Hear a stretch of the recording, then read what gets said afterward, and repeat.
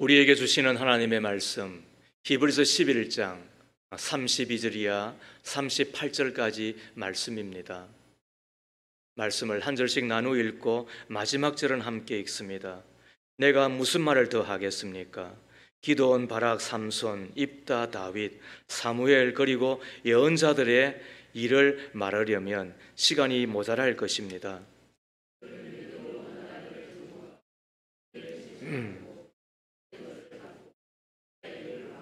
불의 위력을 꺾고 칼날을 피하고 약한 데서 강해지고 전쟁에서 용맹을 떨치고 애국 군대를 물리쳤습니다.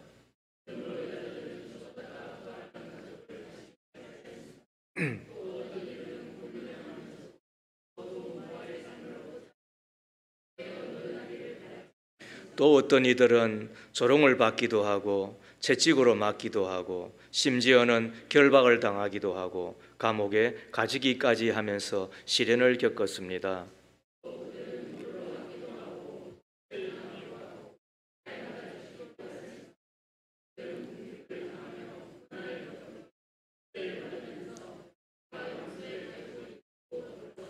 세상은 이런 사람들을 받아들일 만한 곳이 못 되었습니다. 그래서 그들은 광야와 산과 동굴과 땅굴을 헤매며 다녔습니다. 이는 하나님의 말씀입니다. 하나님 감사합니다. 아멘.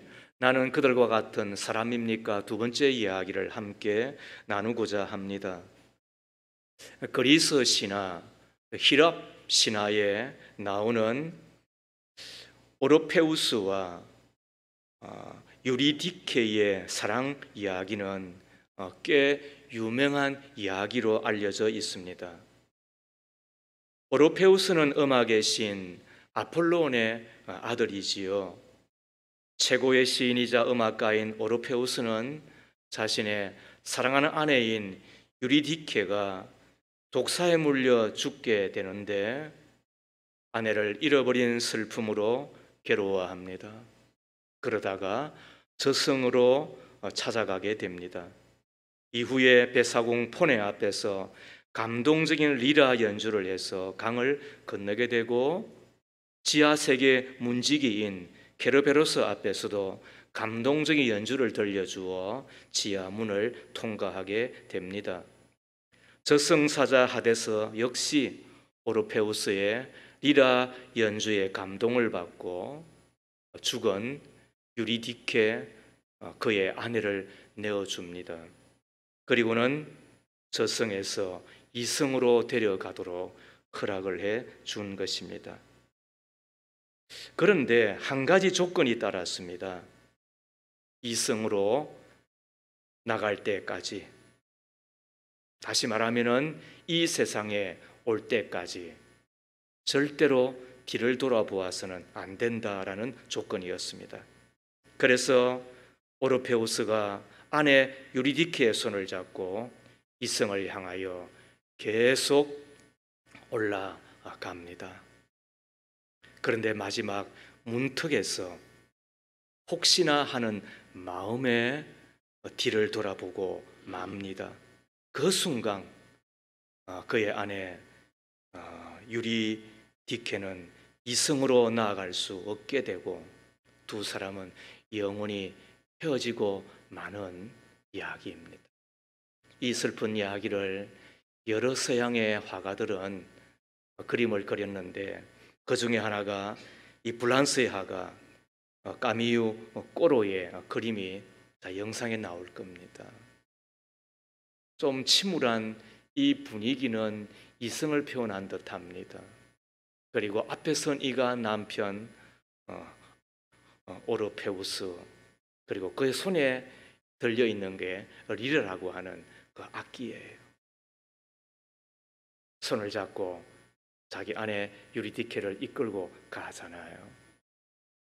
그런데 그의 끝이 어떻게 된다고요? 뒤를 돌아보므로 아내와 헤어져야만 되는 슬픈 이야기로 끝을 맺고 있습니다. 만약입니다만 그가 마지막까지 뒤를 돌아보지 않았다고 한다면 어떠했을까?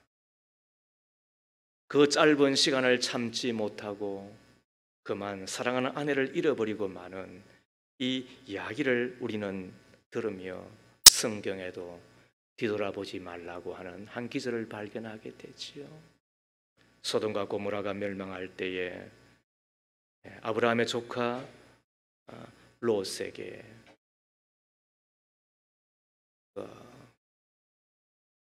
뒤돌아보지 말라고 천사가 엄명을 내리잖아요. 그런데 그때 롯의 아내가 왜 그랬는지는 우리는 다 모르지만, 근데 그 순간을 참지 못하고 뒤를 돌아보므로 소금 기둥으로 된 이야기를 우리는 잘 알고 있죠. 우리가 살아가면서 인내하지 못하고 실패한 사람의 이야기를 듣습니다. 그동안은 잘 참아왔는데 한순간의 실수로 모든 것이 숲으로 돌아가는 사람의 이야기도 들어봅니다. 그렇다면 인생을 살면서 가장 중요한 덕목은 무엇일까요? 우리 인생을 살아가는 데 있어서 가장 도움이 되는 것은 무엇이겠습니까? 지혜도 중요하지요. 건강도 중요하잖아요. 이런저런 도움이 되는 것들이 한두 가지겠습니까? 그러나 우리 인생에 가장 중요한 것, 가장 힘이 되는 것은 어쩌면 참아내는 능력, 견디는 능력이 아닐까, 이런 생각을 해보게 됩니다. 수능 시험이 67일 앞으로 다가왔는데 이 시간 동안 컨디션을 잘 유지하고 또 좋은 선생님을 만나 또 혹은 학원에서 보충을 하고 등등 여러 가지들이 다 필요하겠지요.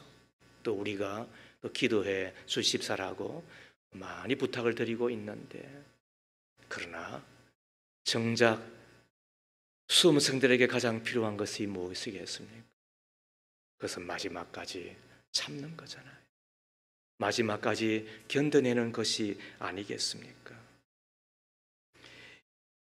견디는 힘이 없으면 아무리 좋은 생각을 가지고 있고 아무리 좋은 계획을 갖고 있고 아무리 지혜가 많아도 어쩌면 아무것도 이루어지지 않음을 우리는 잘 알고 있기 때문에 그렇습니다.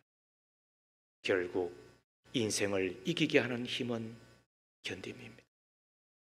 결국 믿음을 완성하는 것도 견딤이 되는 것입니다. 오늘 읽었던 하나님의 말씀을 우리는 2주 전과 또 오늘의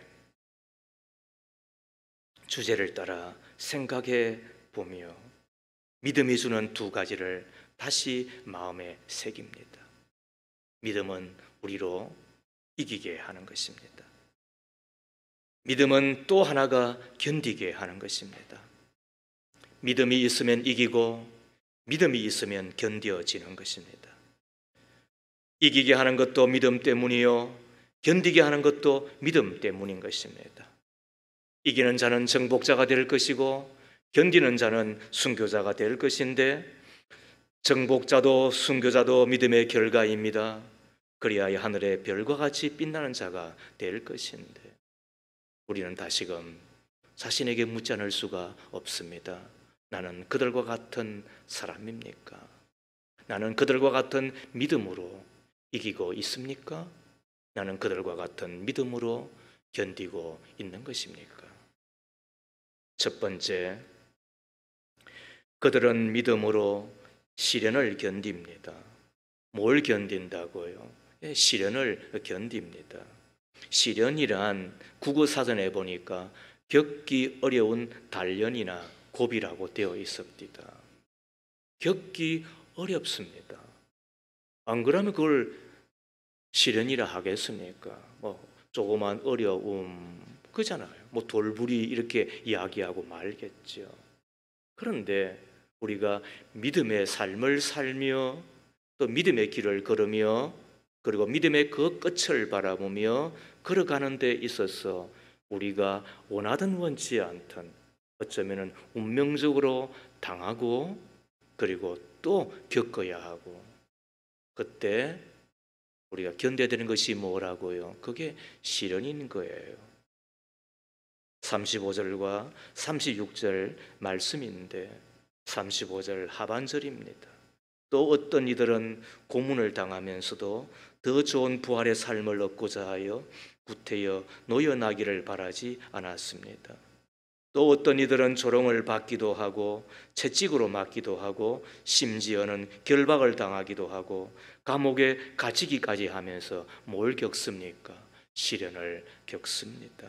누가요? 그들이 말입니다. 무엇 때문에? 믿음 때문에. 믿음 때문에 겪습니다. 우리는 믿음 때문에 욕도 잘 안 먹는 시대에 살고 있잖아요. 욕 들으면은 교회 안 나간다 그러잖아요. 내 부탁 하나 안 들어줘도 나 오늘 교회 안 갈래. 우린 그렇게 억지를 부리고 그렇게 달려드는 우리들이 있잖아요. 어쩌면은 우리가 이것저것 때문에 막 욕은 하지만은 욕먹는 이런 거의 없는 세대, 참 평안의 세대를 살아가는 우리들이에요. 그러나 조금만 벗어나면 믿음 때문에 욕을 지나 이 고문이라고 하는 시련을 겪는 곳이 매우 많습니다. 제가 알기로는 10과 40의 창이라고 하는, 무슨 말이냐면 위도 10도에서부터 위도 40도까지, 즉 아라비아 반도를 중심으로 한 이슬람 문화권입니다. 거기에 얼마나 시련이 많은지 몰라요. 그리고 예수 믿는 것 때문에 엄청난 고초를 겪고 또 고문을 당합니다. 아프리카의 어느 국가에 가도 마찬가지인 것입니다. 그리고 진실로 이 땅에서도 예수를 잘 믿으려고 하면 이런 시련이 없다고 할 수가 없는 것입니다. 저 북녘의 땅은 어떠합니까? 요즘은 세터민이라고 이야기를 하는데 아무튼 이런저런 이유로 탈북을 하시는 분들이 계시잖아요. 그 가운데 우리 신실한 그리스도인들을 만나서 이야기를 들어보면 기가 막힌 정도가 아닙니다. 그분들의 간증을 한번 들었는데 저희들은 그곳에서도 여러분들과 여러분의 교회를 위해서 기도한다는 이야기를 듣고 가슴이 먹먹했습니다. 우리는 저 시련 가운데서도 기도해주는 그 덕 때문에 우리는 평화를 누린다고 한다면, 우리는 이 평화를 빙자하여 기도가 없기 때문에 저들이 저런 시련을 당하나 이런 생각을 하는데 가슴이 먹먹하지 않을 수가 없었던 것입니다. 사랑하는 이 시대를 살아가는 하나님의 사람들이요, 여러분들은 예수 때문에 무슨 시련을 당합니까? 성지순례로 가면 이 터키에 이즈미르라고 한 도시가 있는데 이 이즈미르의 원래 이름이 스무나입니다. 이 스무나에 교회에서 목회했던 유명한 이 폴리갑 감독이 계시는데 이 폴리갑 감독이 체포되고 모진 고초를 당하고 끝내는 화형장으로 호송이 됩니다. 호송한 도중 그중에 그분의 인품에 깊은 감동을 받은 로마 장교가 마지막으로 이렇게 간곡하게 호소를 합니다. 폴리박 감독님, 나의 주님은 가이사라고 한마디만 하십시오. 그러면 목숨을 건질 수 있습니다. 마지막 기회입니다. 이때 폴리박 감독은 이렇게 대답합니다. 주님은 내 80평생 동안 한 번도 나를 배신한 적이 없으신데 내가 어떻게 그분을 배신하겠소? 나는 영광스럽게 그분을 뵙고 싶소. 더 좋은 부활, 더 나은 생명을 얻기 위하여 화형을 받아들입니다. 그런 시련을 겪습니다. 아니, 견딥니다. 그들은 36절에 보니까 조롱의 시련을 견딥니다. 채찍의 시련을 견딥니다. 결박의 시련을 견딥니다. 감옥에까지 갇히는 시련을 견뎌냅니다. 하나님을 믿는 믿음 때문에 어쩌면 하찮을 수밖에 없는 사람들의 조롱과 채찍과 결박과 감옥의 시련까지도 겪고 견뎌내잖아요. 살아있는 순교자로 통하였던 이가 안희숙 여사입니다. 죽음은 죽으리다라고 하는 책을 지은 이잖아요. 사진 한번 볼까요? 이분이셨어요. 참 곱게 생기셨죠. 그리고 그분의 책이 죽음은 죽으리다. 아마 젊을 때 사진이 실려 있는 것 같아요. 이분이 연세로는 77 정도까지 사시다가 돌아가셨는데 20살 때 교사로 봉직하던 때 신사참배를 반대하다가 일본으로 끌려갑니다. 일본 순사는 그녀를 거꾸로 매달아 놓고 고춧가루를 물에 타서 콧구멍과 눈에 넣으며 온갖 고문을 가합니다. 신사참배를 강요합니다. 그런데 절대로 굴복하지 않았습니다.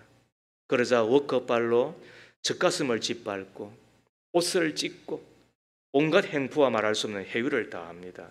하지만 그녀는 끝까지 오직 주님만 섬기겠다고 고백합니다. 그러자 일본 순사도 다시 안희숙 여사를 지근지근 밟았습니다. 이때 안희숙 여사가 고통을 몸부림치면서 이렇게 고백합니다. 나는 이미 우리 주님께 절을 해버렸습니다. 그러니 나는 어느 누구에게도 절할 것이 남아있지 않습니다. 이미 주님께 나의 신앙의 정조를 드렸습니다. 나는 일본 신사 앞에 바칠 정조가 없습니다.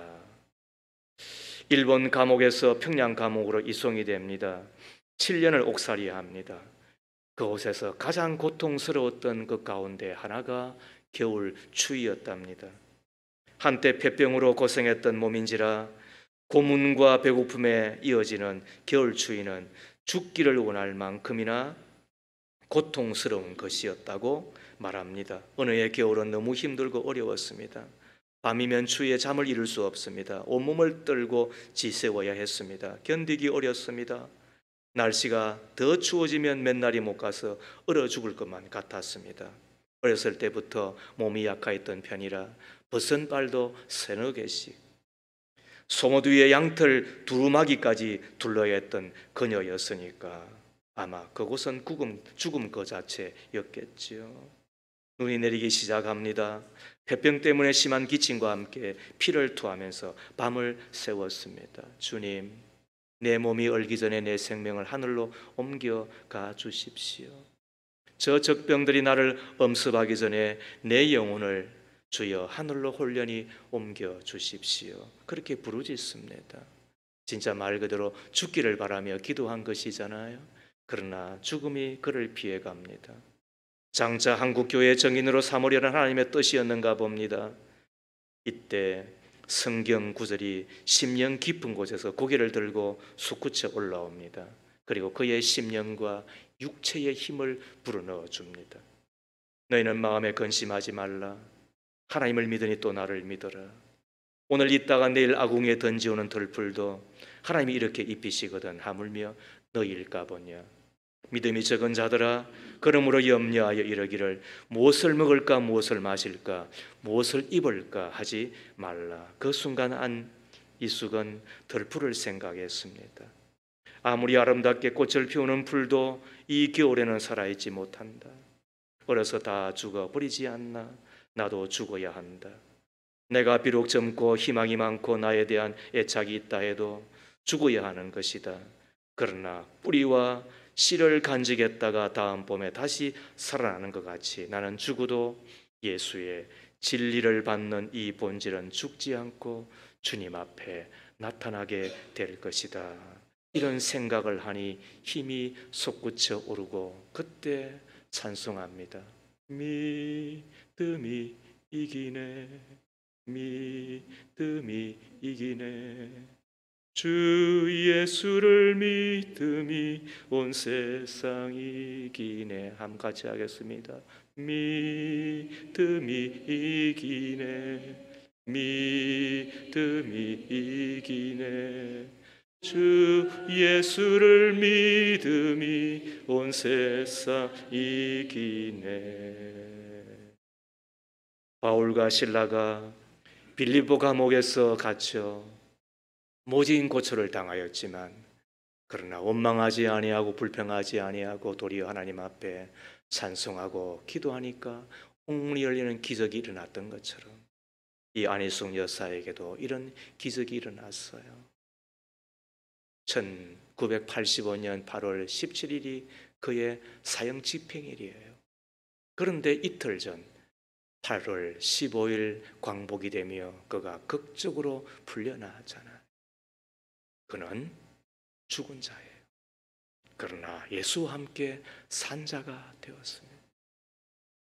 사랑하는 믿음의 가족 여러분, 아무리 상황이 어렵다 하더라도 우리를 향한 하나님의 사랑이 변함없음을 믿는다고 한다며 우리가 견뎌내십시다. 그 시련을 견뎌내십시다. 그리하여 내가 주님과 함께 다시 사는 그날을 바라며 견뎌내는 바로 그들과 같은 믿음의 사람 꼭 되었으면 좋겠습니다. 두 번째로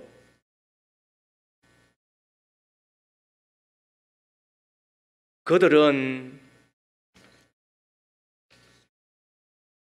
믿음으로 죽음을 받아들이기도 합니다. 뭘 받아들이기도 한다고요? 믿음으로 죽음을 받아들이기도 합니다. 리빙스턴을 여러분 기억하시지요? 아프리카 밀림으로 들어가 30년 동안을 세상의 문명을 등지고 원주민에게 이 복음을 전하였던 인물입니다. 사진 한번 볼까요? 초상화 혹은 아마 본인의 모습인 것 같아요. 이분이 오랫동안 아프리카 밀림에 들어가서 소식이 끊어져요. 이때 스탠리라고 하는 분이 탐험대를 이끌고 중앙아프리카 마을을 뒤지다가 리빙스턴을 발견했대요. 여러 번 열병에 걸려 죽을 고비를 겪었고 그날도 심한 열병에 걸려 누워 있더래요. 그대로 있으면 죽는 거예요. 그 모습을 보고 탐험대장 스탠리가 영국으로 돌아가자고 간청을 합니다. 그러나 리빙스턴은 고통 중에서도 나는 아프리카를 위해 몸을 내어놓았습니다. 아프리카를 사랑합니다. 죽어도 아프리카에서 죽어야지 영국에 가서 죽지 않겠습니다 라고 한사코 돌아가기를 거절합니다. 1873년 3월 19일 그의 마지막 일기에 오늘은 나의 생일이다. 나의 예수여, 나의 왕이여, 나의 생명이여, 나의 모든 것이여, 오늘을 기하여 다시 나를 바칩니다. 자비하신 아버지, 나를 받아주소서. 하나님은 독생자도 주셨는데 이 못난 것 아무것도 아니지만 전부 바치오니 사용하여 주소서라는 그런 기록이 남아 있습니다. 그리고는 기도한 후 무릎을 꿇은 모습 그대로 하늘 나라에 가게 됩니다. 그의 묘비에 이렇게 기록이 되어 있습니다. 그의 묘는 영국의 왕족들만이 묻히는 웨스트민스터 사원 지하 묘소입니다. 그곳에 그의 묘비가 이렇게 기록되어 있습니다. 이 사람에게는 조사가 필요 없다. 그는 하나님의 사랑에 응답하다 살고 응답하다 죽었다는 증거를 볼 수 있다. 얼마나 하나님을 사랑하였는지 그는 그 사랑을 자기의 목숨으로 내어놓았습니다. 세상에 어느 것보다 귀한 것이 목숨일진데 죽음을 각오하고 하나님을 사랑한 것입니다. 여러분, 이 믿음에 무슨 대답이 더 필요하겠습니까? 사람이 가장 두려워하는 것이 죽음이잖아요. 아무리 믿음이 있다 하더라도 죽음이라는 상황에 마주치면 모두가 두려워 떨기 마련이잖아요. 어떤 이는 그래요. 저 별로 두려워하지 않아요. 저한테 데리고 와서 제가 야구방망이로 차근차근 제가 때려줄게요. 눈티가 반티가 되도록 제가 때려줄게요. 죽을 때까지. 우리는 죽음을 그렇게 쉽게 생각하면 안 돼요. 그래서 다 두려워하고 죽음 앞에서 떨 수밖에 없는 게 우리들이기도 합니다. 그런데 믿음 때문에 죽음을 당하는 이가 있습니다. 억울하게 당하는 것이 아니라 그 죽음을 통과하지요. 죽음의 그 사망의 골짜기를 강하고 담대하게 통과한 사람들이 있습니다. 이것이 믿음의 힘인 것입니다. 37절 말씀에 또 그들은 돌로 맞기도 하고 톱질을 당하기도 하고 칼에 맞아 죽기도 하였습니다. 그들은 궁핍을 당하며 고난을 겪으며 학대를 받으면서 양과 염소의 가죽을 입고 떠돌아다녔습니다. 그들은 믿음으로 죽음을 맞아들이잖아요. 그들에게 기적이 일어나지 않아요. 다만 그들은 믿음을 지키며 버티고 견디는 입장이었습니다. 우리는 기적을 일으키는 사람들을 믿음의 위대한 종으로 우리는 추앙하고 또 혹은 숭배하기도 하잖아요. 그렇다면 예수의 그 십자가는 무엇이 되는 것입니까? 십자가에 달리신 예수의 십자가를 생각해 보십시오. 예수를 조롱한 자들은 내가 메시아이거든 십자가에 뛰어내어 보라고 소리칩니다. 이때 예수님이 마음만 먹으면 그 십자가에서 내려와 그를 핍박하는 자들을 심판할 수가 있었을 것입니다. 그러나 그는 무력한 자처럼 십자가에서 죽으시고 그리고 그 십자가에서 생을 마감하셨습니다. 사람들이 기대한 기적은 일어나지 않았습니다. 그러나 죽음으로 하나님의 사랑이 무엇인지 그리고 그 죽음 다음에 있는 제사함의 은총과 생명과 영생과 천국을 우리에게 줄 수가 있으셨잖아요. 믿음의 가족 여러분, 여러분 생각하십니까? 세상에서 성공한 것 같으나 실패한 것이 있습니다. 그러나 실패한 것 같으나 진정한 성공이 있습니다. 세상에서는 이긴 것 같으나 그러나 지는 것이 있습니다. 그러나 믿음 안에서는 지는 것 같으나 이기는 것이 있습니다.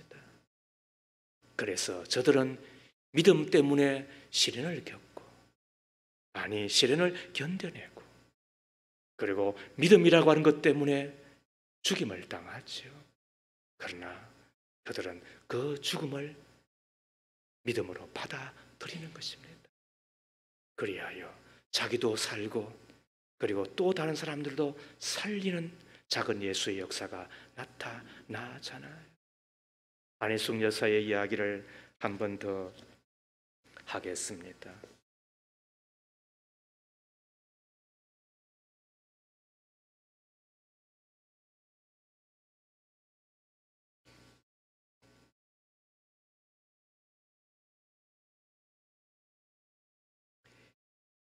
이 안희숙 여사가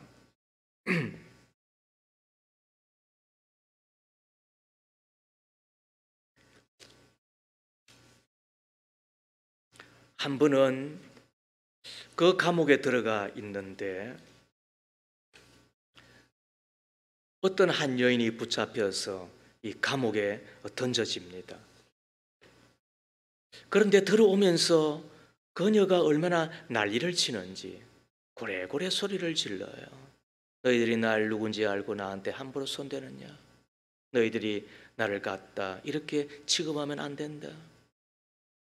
소리를 지르고 감방 안에 들어와서 담배 가져와라, 술 가져와라 그런 소리도 하는 거지요. 누군가 봤더니 이 평양에서 제일 유명한 기생 선아라고 하는 여인이었습니다. 이 사람은 평양의 높은 사람들을 굉장히 많이 알고 있었으니까, 술자리에서 그 사람들을 다 접대했으니까, 그래서 자기 뒤에 뭔가 빽이 있는 것으로 스스로 여기고 소리를 꽝꽝 친 거지요. 그리고 음식을 갖다 주면 발로 차버리고, 이런 걸 먹으라고 가져오냐, 그리고는 아침도 점심도 저녁도 막 던져버리고 한 이틀 정도 보냈대요. 그런데 하루가 지나고 이틀이 지나도 아무 소식이 없잖아요. 맥이 풀렸겠지요. 근데 안희숙 여사가 그 감옥 안에서 복음을 전합니다. 선아에게도 예수를 전했습니다. 선아, 예수 믿어. 왜 인생을 그렇게 힘들게 살아? 예수 믿어. 그리고 안희숙 여사가 찬송을 부릅니다. 이때 선아의 마음이 완전히 깨어지고 마음의 문이 열린 것입니다. 선아가 참 노래를 잘 부르는데 저 높은 곳을 향하여, 이 안희숙 여사가 그 노래를 부르면 구성지게 그렇게 잘 따라 불렀다는 겁니다. 나도 그 노래 배우게 해주세요. 너무나 내 마음을 감동시키는 노래예요. 그런데 어느 날 이 선아가 심히 울더랍니다. 많이 울더랍니다. 그래서 안희숙 여사가 묻습니다. 너 왜 이렇게 우니? 라고 했더니 그녀가 하는 고백이 이러합니다. 선생님, 사실은 제 남편은 수학교 선생님이요. 그리고 내 남편에게는 또 훌륭한 부인이 있습니다. 이게 무슨 말이죠? 자기 남편은 수학교 선생님이요. 그리고 또 이 남편에게는 또 부인으로 수학교 선생으로 훌륭한 분이 있다니요. 알고 보았더니 그가 있는 그 기생집에 이 수학교 선생이 뭐 어떤 이유인지는 모르지만은 한잔 하러 온 거예요. 그때 서로 마음이 통하고 정이 통했겠지요. 가정이 있는데, 아내가 있는데 술 한잔하고 또 혹은 그러면서 마음이 동하여지고, 그리고는 진짜 선아의 남편이 돼버린 거예요. 그거로 끝난 것이 아니라 더 엉청망청 돈을 물서듯 하고, 나중에는 이 남편이 아편 장사도 하고, 그리고 결국 붙잡히게 된 거예요. 그래서 이 선아가 같이 감옥에 들어왔어요. 그런데 감옥에 들어와서 예수를 믿게 되니까 자기가 지금까지 잘못한 게 생각이 난 거예요. 동시에 예수님보다 더 귀한 분이 없다는 것을 깨닫게 된 거예요. 여사가 물었습니다. 너 왜 우니? 그랬더니 제가 사랑하는 그 사람을 예수님 때문에 이제는 포기해야 되겠습니다. 여러분, 이럴 때 할렐루야 하는 거예요. 기생 이야기니까 여러분 그냥 만만해요. 물론 술 먹다가 정이 통하고 그 가정 빼앗아 그 남자를 남편으로 삼았지만, 그 잘못된 거지만, 근데 이 선악한 이야기가 뭐예요? 내가 그 사람을 사랑하지만 이제는 더 귀하신 예수님 때문에 포기해야 되겠다. 여러분, 이런 이야기 아니에요? 그러면서 말합니다. 선생님, 저는 이 형무소에서 나가면 남편의 부인을 찾아가서 사과할래요. 엎드려 절을 10번쯤 하고 죽을 죄를 지었으니 때려 주십시오 하고 매를 맞고 욕을 먹겠어요. 그리고 혼자 시골에 가서 조그만 교회 짓고 골짜기로 다니면서 전도하고 아이들에게 찬송을 가르쳐 주겠어요. 그랬어요. 그리고 선아가 감옥을 나갔습니다.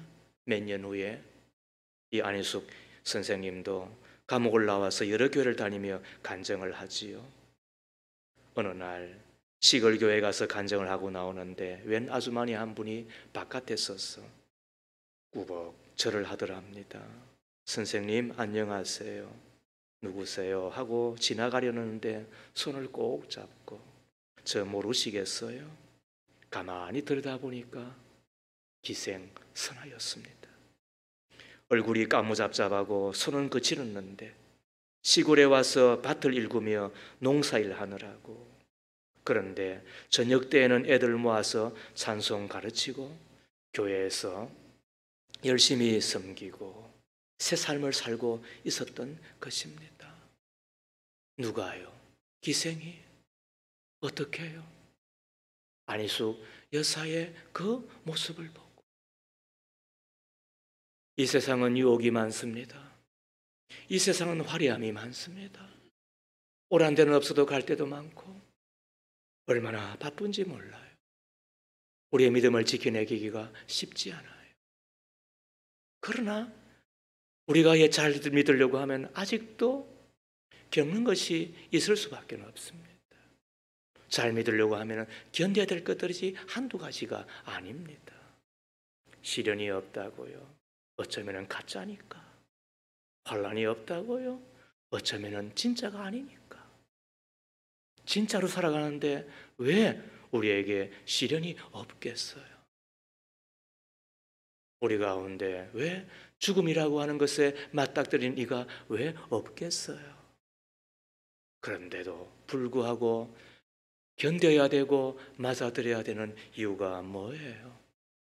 내가 죽으면 예수와 함께 사는 것이니까. 내가 견디면 그것이 생명이 되고 향기가 되어서 복음이 증거되어지니. 이게 안희숙 여사의 삶이었고 바로 그들의 믿음의 생명력이었음을 우리는 알게 되는 거잖아요. 안희숙 여사가 이런 이야기를 했다고 전하여집니다.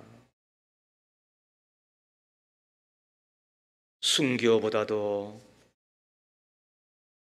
순교자적인 삶을 사는 것이 더 어렵다.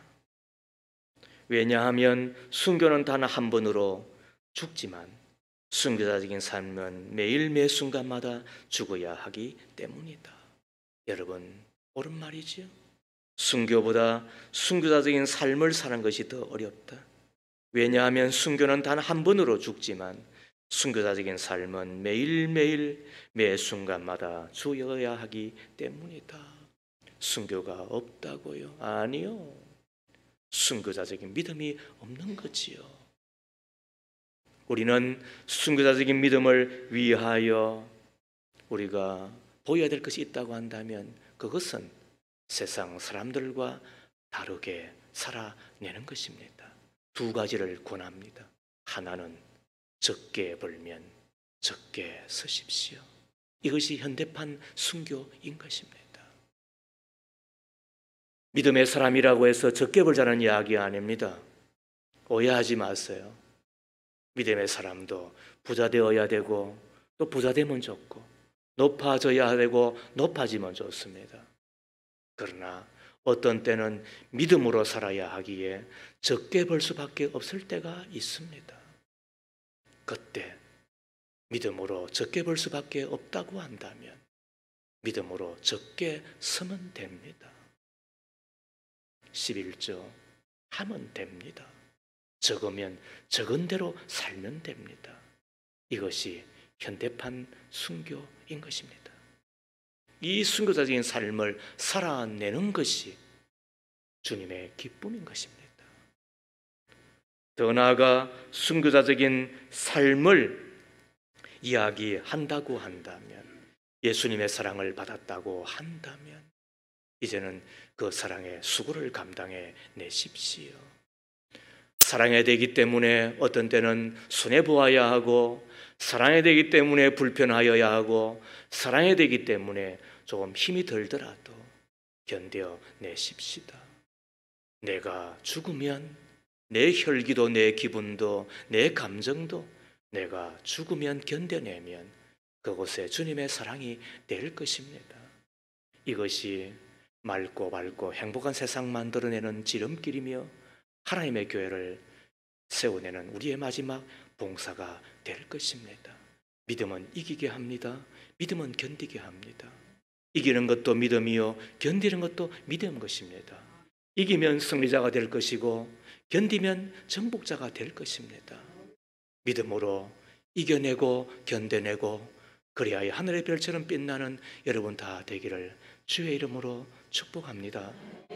살아계신 하나님, 우리에게 믿음을 주셔서 구원의 은총과 영원한 천국을 주심을 감사합니다.